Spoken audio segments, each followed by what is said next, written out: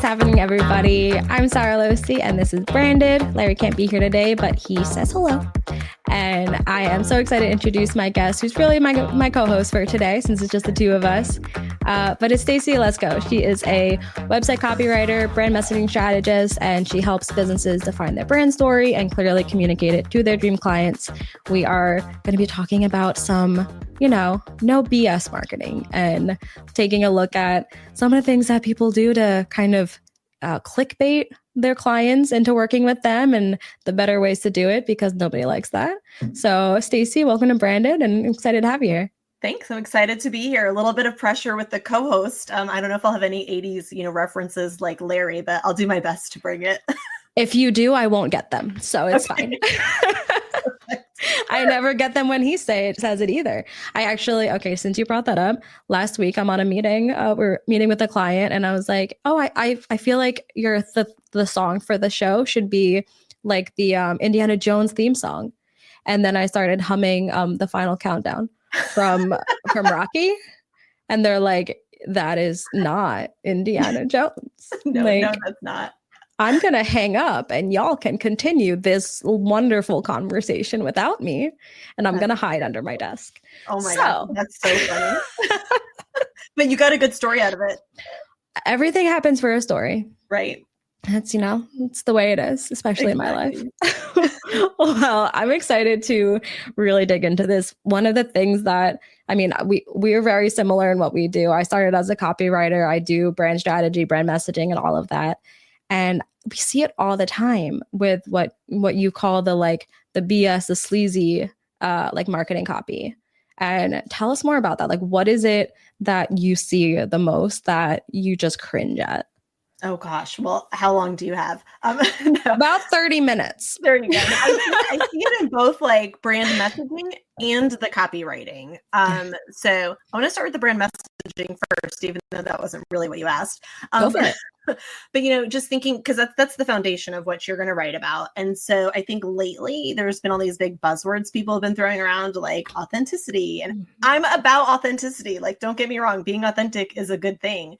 But to use it as one of your brand values because it's, jumping on the bandwagon of what everybody else is doing is the opposite of being authentic. And so I really always struggle when I hear brands talking about what they value and what's important to them, and that changes based on whatever trends there are in the marketplace. So to me, that's super shady. I feel like part of that probably is due to ChatGPT. Yeah. And everything these days is authentic. It's holistic. Yeah. It's always holistic. And we always delve into why these are holistic and authentic. That's true, right? Because it's going to skyrocket our sales. Oh, 100%. Yes. And I think there's truth to that, but also, on the flip side of that, whatever's on ChatGPT is because it's things people have been saying, and so I think that it doesn't set you apart when you're doing all these things that all these other businesses are already doing. And it definitely doesn't make you authentic. So I hate that piece of like, this is our mission. This is our vision. These are our values. These are the things that set us apart, when you really are just copying what other people are doing and what you're emulating what's working for them. That's not going to work for you. So, that's sort of the foundational piece. But when it comes to copywriting, I think the biggest thing for me is it's about, we know people buy with emotion. Or they, justify with logic, but mainly we're emotionally driven. We're humans. And so, it's not like you can't draw upon emotion when you're speaking to people in the copy, but there's a fine line between evoking emotion and exploiting emotion. Yes. And copy that exploits emotion, I just think has no room. There's no room in marketing for that. And so this is things like agitating pain points unnecessarily. I recently this story got me really upset. I recently talked to a business coach who had a client of hers that paid all this money for brand messaging strategy. And she served women with alopecia. And the entire marketing strategy was around agitating the pain point around their hair loss and how it made them feel. That is mean. It is. It's so mean because it's going to work, right? Nobody's going to say these sales tactics will actually work. If you beat someone down and make them feel like garbage about themselves, and then you pivot and say, I have this solution for you, people will buy it. Yeah. But that's not ethical. That's the kind of thing that is just so shady, is when you know a practice is going to work and you use it just for the sake of a sale without thinking about the toll it takes on the human on the other side of your screen. Now, when you said it that originally, I thought of a different kind of example, and I want to get your take. Is this what you're talking about too? So I deal a lot with storytelling and helping people tell their stories. And people think that the story that they tell has to be their like childhood trauma story. And they will try to like shoehorn it in to every like presentation, every speech. Like that's really just where they like stake their claim. And then they try to connect it to a pitch or a message that just does not at all connect. So it's like, I was adopted and then I had childhood cancer and then I was an orphan. So buy my software to improve your emails. What? What? Yes, it's okay. So I actually have the perfect example. I took a screenshot of this email that I got recently, and I was like feeling petty about. I've really been wanting to write a post about it on LinkedIn. Oh my God! And then I feel like it's going to be petty, but I'm just going to go ahead and do share it. So we love petty right here. after the election, and all these people were sending emails like just checking in, or how are things going this week? And so I got an email, and the subject line was just checking in. And then the preview text was like, really, I just want to make sure you're okay. So I was, curious. I opened it, and the whole first 2 paragraphs were all about, I know that this can be a challenging time for some people, and I want to express, and she pivoted after 2 paragraphs right into, and that's why you should buy my new. I was like, are you kidding me? So like, I took a screenshot before I unsubscribed, but I was like, quickest unsubscribe on the planet, because no, you don't actually give a shit how I'm doing. You didn't care about me. And that to me is like, that's just, where's the conscience when you're emailing someone to say like, I'm just checking in, are you okay? And really, I'm just trying to sell you something. And so that kind of thing, I think it's, similar to the story you were just sharing. Yeah. We actually, Larry and I were judges at a speaking competition a couple months back, and everyone had exactly 10 minutes to give a speech, and they wanted you to tell stories because that's what speeches should be. And I think 10 out of 10 of them were a traumatic, this is the worst thing that's ever happened to me story. And I'd say 8 out of 10 of them, it did not connect to the message. And we were just sitting there like, yeah, that's great. I'm crying, but why did you make me cry right now? Like, why did you have to do this? This has nothing to do with like the story you were telling and the message you were trying to present. Yeah, and long term, that's not a sustainable strategy. No. But I mean, like short term, things like that definitely work. And that's where I'm always so hesitant to post something that's like, hey, this, here's this, let me spin this into a business analogy, because most of the time, like it's just not. I posted on LinkedIn once, I'm like, what a trip to the botanical garden taught me about business. And then I was like, nothing, don't read crap like this. Can you post that and like, that is the article? Just nothing. Yeah. Don't read crap like this. That's what I totally did. And so I actually, it's funny, last week posted something about, and I think the subject line was something like, I once dated a guy in college just because he was hot. I think I saw that. Yeah, all these people were like, I was curious to see where this was going, but I actually pivoted it to making sense about like, it caught my attention that he was hot, but it wasn't a sustainable relationship, right? Like I got tired of that really quickly. And it's the same thing with when your content, you're just doing surface level attracting people. So to me, I feel like that was an actual real connection that I was able to make, but doing it in that other way of like, I want to get you just to read this because I want you to follow my content, or I want you to, click on my website or do this thing. It, like I said, it worked short term, but to what effect? I think that's the difference between being an influencer and being a thought leader. It's like the influencers are going to post the flashy, like, I want to follow this person because they look good, or they like, I'm going to wear those sunglasses. Like Regina George wore army pants and flip flops, so I bought army pants and flip flops. But the thought leaders are the ones that actually make you like stop and think and change your perspective or appreciate something new. Yes, And that is what's sustainable. That's what's going to build your brand past the facade. exactly. Exactly. And, if any marketing, I think, even the marketing that does work effectively, that is exploiting emotions over time. I mean, there's something to be said for brand loyalty. And at Mm-hmm. some point, people are either going to realize, like, hey, your marketing makes me feel like garbage, and they're going to go find someone else to work with, or they're not even going to perceive you as a solution anymore, right? They're just going to want to stop reading your emails, stop reading your advertising, because all you're doing is making them feel bad about themselves. And Yeah. whenever I see advertising like that, I'm like, no, advertising should never make you feel crappy. And I think that's also why like the I guess the trends in like advertising and marketing are changing so heavily.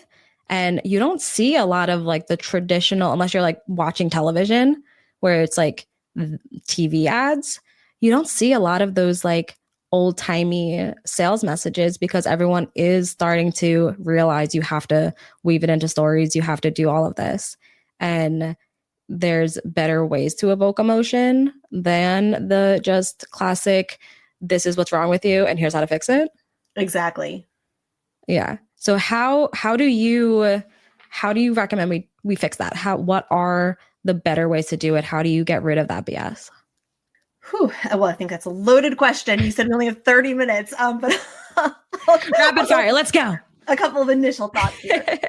I mean, I think it's just really everything always goes back to connecting with your target audience. Like you have to become obsessed with your ideal client and understand what motivates them, what triggers them to buy, what helps them make decisions. And yes, I know that we buy to avoid pain. I understand all the sales psychology, but I also know people do want transformations. They do have hopes. They do have dreams. And there are things that motivate and trigger them to buy that are beyond just, those pain points. And so I think it starts with really in-depth research and getting to know your clients, because if your copy is speaking directly to them and they feel seen and they feel valued, you don't need to resort to things like agitating those pain points. For sure, definitely bring up like, hey, it's really frustrating when XYZ happens, and then move on to here's how I can help you with that. Like, here's how your life can be different or better after.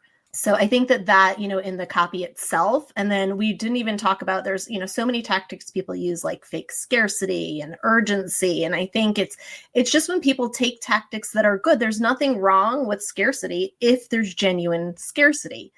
But this like, hey, my PDF download and limited copies. No, there's not. Like, there's no That's not how that works. That's just you turning it off. Right. Right. Which you can say if that's how you want to do it. Be like, I am shutting this link down after the first 25 people, but don't at least word it honestly. Right. Yes.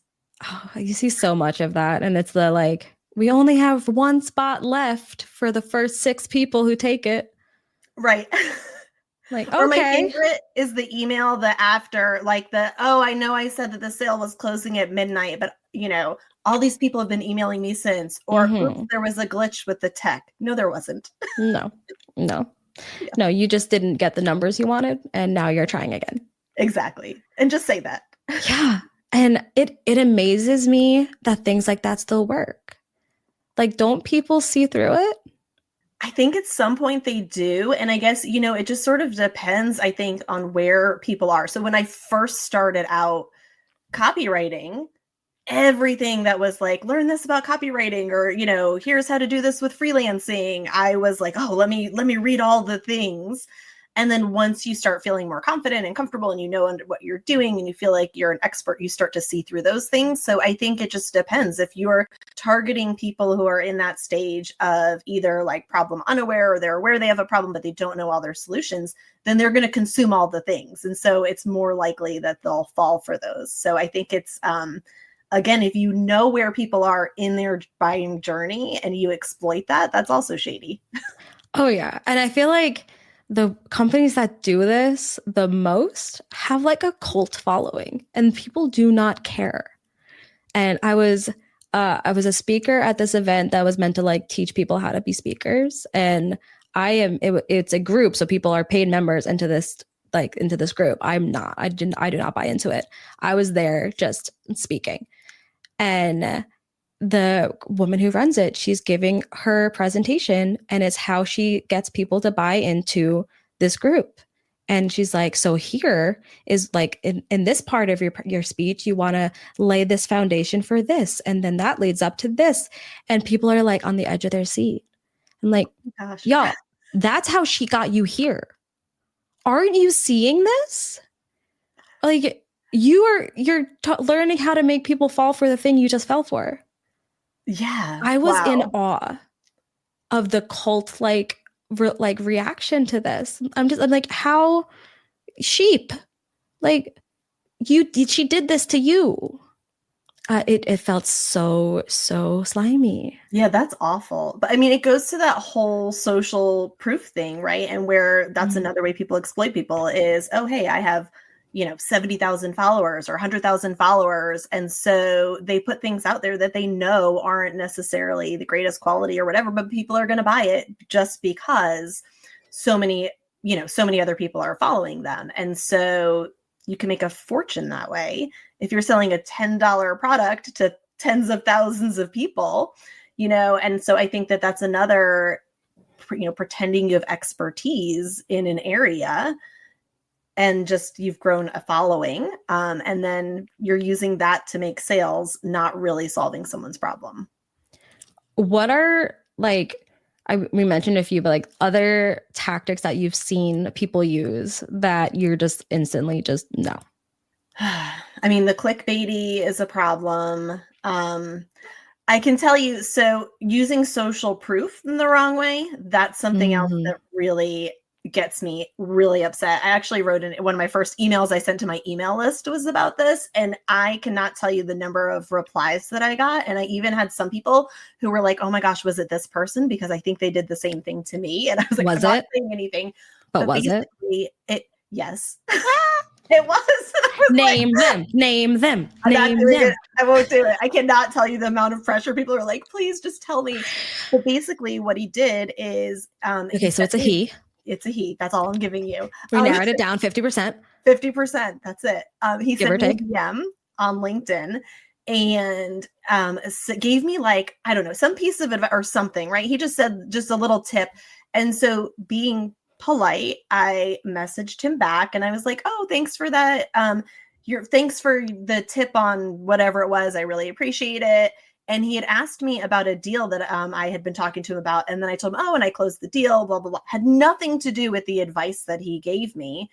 And then I'm on LinkedIn a couple of days later, and I see a screenshot of our DM, which first of all, that's a private DM. And that bothers me. Like, ask somebody's permission. Didn't ask my permission. And there's a screenshot and he's using it as a testimonial for his course, which I did not take. And so I immediately sent him. Was your name in it? So this is the other thing he did. My name was, so in the first it was in it. And I emailed him or DM'd him. I was like, I need you to take that down. I was like, you didn't ask my permission. That has nothing to do. It's totally taken out of context. And I was like, you should have either asked me first or you should have made sure that my name was removed from it. Right. Mm-hmm. So I got this whole like, oh, I'm so sorry. My VA posted that and I didn't double check it. I'll take it down right away. So it did actually get taken down. And this is another quick unsubscribe. I was on his email list. Like a week later, an email comes out with the same screenshot in it. And he lightly crossed through my name and like just a little bit of my picture, but enough that anybody who had seen me before would know that it was me. And he used it again as a testimonial for his course.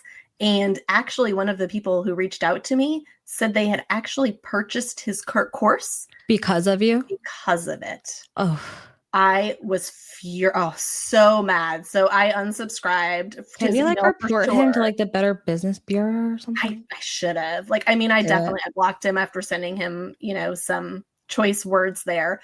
But I was like, what you did is absolutely horrendous. Like, somebody trusted in me. And so they made this purchase. And so I think that that's kind of an egregious example. But that happened to me too, though. Kind of. Okay. So I met this girl. She was a sales coach, and she wanted to launch a podcast. So on Trade, I was like, I'll launch you a podcast. And she let me into her mastermind, which was like a $8,000 or $9,000 mastermind for just like an 8-week thing. And I think it was like the first session, I had been in talks with a friend of mine who had just started a job at this company, and they had already been planning on launching a podcast, and they needed someone to come in and help. So me and her had been talking about it. I'd already had the meeting in person to discuss it, and they already had the proposal and everything. And so I get into this first mastermind session, and she's like, okay, so everyone give like a win for the week. And I was like, oh, I just closed the deal. I'm bringing on a new client. She's like, oh, amazing. Like how much is the contract? And I said $3,000 a month with a 6-month minimum. The next day I see a post from her on LinkedIn saying, so proud of my client who after just one like meeting with me closed an $18,000 contract. Oh my gosh. I'm going to ask you when this recording is over. I have a feeling I know who it might be. Oh my gosh. Okay. And then you have to tell me who yours was. But I'm like, as soon as I saw that, I'm like, and like, I thought she was a friend. Like we were like already friends at this point. And like that, you had nothing to do with that. Yeah. I'm like, and I was like, because I had like a personal relationship with her, I didn't know what to do. I was so uncomfortable. And I kind of just started sliding it into like the next time I talked to her, because she had texted me after she posted that saying like, congrats again. I'm so proud of you. I'm like, thanks. Yeah. My friend was like really great for hooking me up with this like opportunity, and I couldn't have done it without her. Like just be like, you had nothing to do with this. What did she say? I don't know. I don't remember. This was like a year ago. I ended up like the client was terrible. We ended up ending the contract after 2 months after I threatened to sue them. But still friends with my friend, not the sales coach. Haven't talked to him. But it's amazing. Like people will post testimonials that just don't exist, and they post that social proof that doesn't exist, and people fall for it. Yes. I mean, because social proof's powerful. It's such a great tool when you have legit testimonials. But then like I looked back at like all of her posts, and all of them were like that. It's like, my client did this, like my client did that. I'm like, how many of these are complete BS? Yep. It was that moment I'm like, okay, this girl is a fraud, like a complete fraud. And I knew people who, like, one of my clients wanted to partner with her on something, and I'm just like, don't do it. Like, don't do it. Don't put your name with her. Just don't. Because if you have real results, you don't need to use those kinds of I know. And like I post testimonials, but they are actual testimonials that I have permission to post. And I'll even like working with some of my clients that I am working on their brand messaging, I'll interview their clients. And before I even ask them questions, I say, if there's anything that you say in this session that could be used as a testimonial, do I have your permission to post it as a testimonial? And they'll either say yes, or they'll say yes, but send it to me first. And if they don't say that, I do not use it. Like I'll incorporate it into copy or something, but I'll never use it as a testimonial. And I thought that was just common sense. You would think, right? I'm like, that's just common courtesy and respect. And, you know, it makes you question everything. And so, you know, best practice is pair your testimonials with photos when you can, with names and all of those kinds of things. But even that, you know, if I hadn't happened to see that one LinkedIn post, how would I have known? So how many times does this happen when we're not even aware of it? Yeah. And that's why I also, I don't often ask for testimonials, but like if someone might send me an email that says something that's, I'm like, hey, would you mind if I use this as a testimonial? But when I do ask, I ask for a video. I'm like, hey, could you record a quick video testimonial just talking about your experience? And they do. And sometimes I don't post a video. I will just post a quote, but at least like I have the video and I can like embed it on my website, or I can do something with it, or I can even like, if someone questions it, be like, hi, here it is. Yep. Here's the video. Like there's just no trust, and there's no like integrity anymore, it seems like. Yeah. And that's the thing, you know, I had a client who wanted me to do a sales page and gave me all of these testimonials to use. And I said, I thought this was the first time you were doing this course. And he Uh-huh. said, well, it is. I said, then how do you have these testimonials? And I said, if they're from something that's relevant or similar, absolutely we can use them. We just need to be transparent about like Mm-hmm. where they came from or how it was related. I'm like, but you can't just put these out there. And we ended up just getting rid of like, I refunded him his money. I didn't write the rest of the sales page because he was so adamant about like, nope, we're Yep. going to include these and you're going to do it this way. And I was like, yeah, I'm not going to do that. I won't have any part of it. I'm sure you'll No. find some other copywriter who'll be happy to do that for you. But that's just, it's not honest. Yeah. No, I went through something similar too with setting up a sales page for an online course that had never been done before, but it was connected to a book. So we used like testimonials from the book or from people who worked one-on-one with the person. And they said that it's like, I've worked with this person for this many years and this is like what happened. Or I read the book and was able to apply this. So it's like, there are ways to do it ethically, guys. Yes. Yeah. You don't have to be slimy. And if I know someone is like really good with one-on-one and they wrote a book that is really helpful, I'm going to assume the online course is going to be good. Right. You don't have to lie to me. Exactly. Yeah. If you're really giving something that's of value, then just be honest. I mean, that's what I recently launched a cohort, and it was the first time I did it as a cohort, but I had done the service one-to-one prior. So I used those testimonials, and that made sense because it was the same service. It was one-to-one. And it was, people knew that it was the beta launch of this cohort. They were very clear with all of that, where the testimonials came from. Absolutely, you can use stuff like that. But yeah, just making stuff up or using random testimonials that have nothing to do, or you didn't even buy their service, that's shady. And it's not hard to get honest testimonials. I have a form that it's like if I do like a workshop or I do something with somebody, I just send them a form afterwards, like a feedback form that just has like, how did you like it? Is there anything you would change? Anything that you like? What did you like about it? And then there's a checkbox at the bottom. Do I have your permission to use anything you say here as testimonial or marketing copy? If they say yes, it can become a testimonial if it's good. If they say no, it's just for my knowledge. And if there's things that they said I should change, I take that into effect. Yeah. Yep. But you send that to everyone and you get instant testimonials.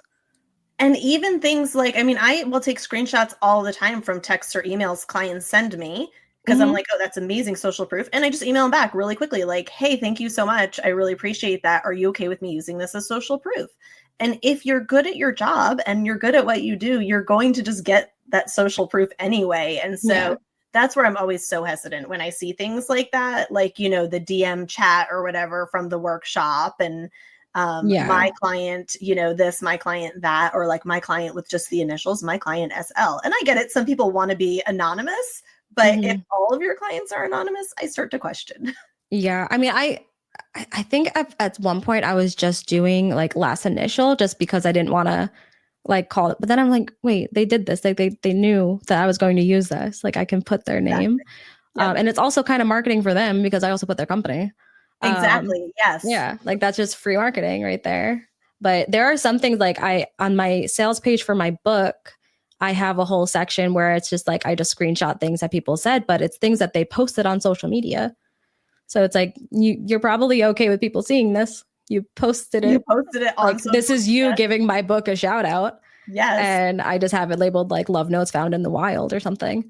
Yeah, that's perfect. And also I'm really impressed you made it like 29 minutes before you mentioned your book.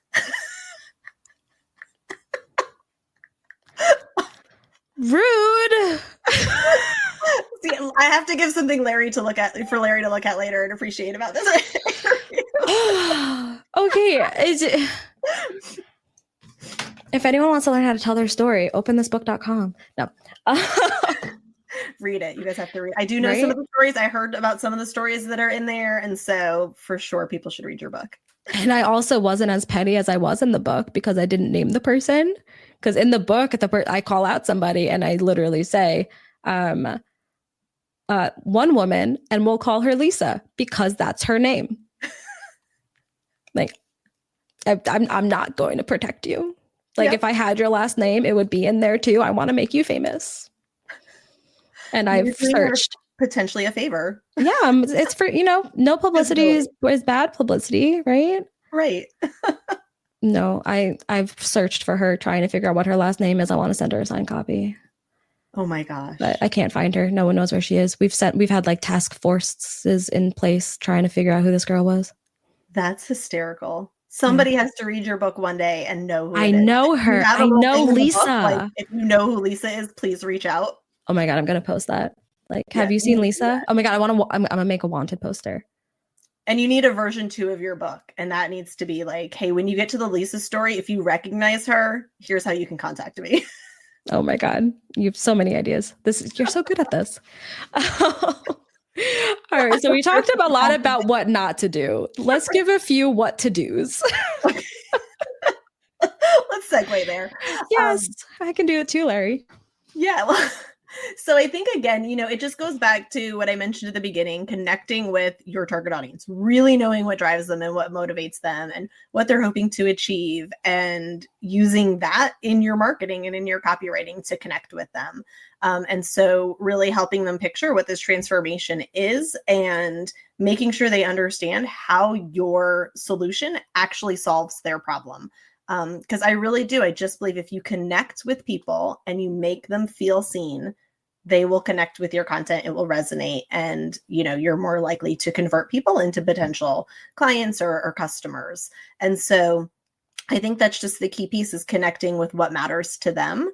And I think being transparent in your copy is really important too. I love the who is this for, who is this not for. Not when people do it. See, that's another way people do it shady sometimes. Like, this is not for you if you don't have the dedication and commitment to like, I've seen that. But let people know who it's for and who it's not for up front. Let people know what the kind of time commitment is that's involved in things. Make sure that you're giving people all the information they need in order to make informed decisions. And I think that that's a really important thing, is not withholding information from people. I think, and there's like some really simple, like little tweaks that I think people really need to make to like have that connection be a little bit stronger. And one of the things that I talk about when I talk to like clients about this is just switch out negative words for positive words. Yep. Like it's so simple. Like instead of saying like you don't have to be unhappy, just say you can be happy. Like just make that simple change. It lightens the whole tone of what you're doing. And it makes it feel like something like, oh, I want to do this, versus like kind of pushing it away. Like, well, how do you know I'm unhappy? Yep. It's Yeah. so Or simple. even if you do something like that, like in a headline, even if you are, calling out something like being unhappy, then that subheadline, the copy right after, should immediately turn around and talk about like how you can transform it or how you can change that. Yeah. And, instead of what I see people doing, which is like, let me just dig in and twist the knife a little bit more. It's the let me just show you how that can be different for you. Yeah. And then I think the other one is switching from I to you. Like, I can do this. It's like, or you can experience this. Yes. That like this isn't about you. Like I talk about this, like we met at the Badass Business Summit, and I was talking about pitching, like how to pitch to be on a podcast. We don't care about you. We care about us. Yeah. Don't Your tell clients me will what be you there. do. Tell me what I can get. Yeah. What's the value? It's funny because that to me is like that's a given, right? Of course I'm going to talk about you, but I know that, from being a copywriter. But yeah, that's always what's in it for them. And so that's what I tell people all the time. I love doing that, so what activity where people will say, well, this will help you streamline your operations. That's something you see a lot, right? Yeah. Okay, so what? What does that mean for somebody? And then okay, so that means that they would have more time. Okay, so what? What does that mean? Okay, so that they would have less stress. Okay, so what? So then they go home earlier. They get to spend more time with their family. Then that's what you can speak to them about, instead of like, are you tired of feeling stressed out and overwhelmed and, like you don't have any time? It's like, hey, what if you could gain, time with your family stress free? Yeah. And so it's just like you said, flipping it on its head, but really digging in and like, what's in it for you, or what's in it for me? That's what the customer always wants to know, and just speaking directly to that. I love that. And I think that's an exercise that everyone should do. Like go to your own website, go to your own sales pages, and just ask yourself that. It's so simple, but it's so genius. But everywhere that you say something, ask yourself, so what? And just keep doing it until you get to the heart of it. Yep. But it also makes me like come back to what we were talking about with stories, because you said you need to make that connection, and connections happen through stories.